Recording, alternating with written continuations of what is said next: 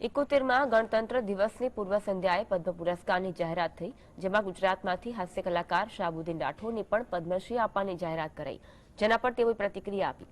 તેમણે કહ્યું કે થાનગઢ સ્કૂલમાં ભણ્યો અને હેડમાસ્ટર તરીકે ફરજ બજાવી રિટાયર થયો અને હર હંમેશ પરિવાર સાથે મળીને હાસ્ય માણી શકે તેવા નિર્દોષ હાસ્યની જ રજૂઆત કરતો આવ્યો છું. આજે સરકાર તરફથી સન્માન મળે તેને લઈને હું ગૌરવ અનુભવું છું.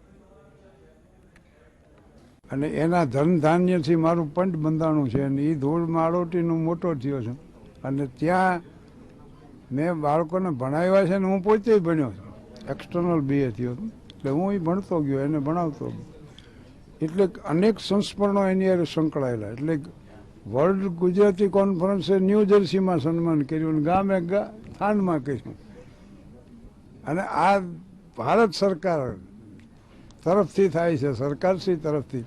એટલે એના સંસ્મરણ એ જિંદગીની સૌથી આમ યાદગાર ક્ષણો છે મારા જીવનની, અને એ તો ક્યાંથી બોલાય. અને આ ત્રણેય રીતે આવ્યું એમ.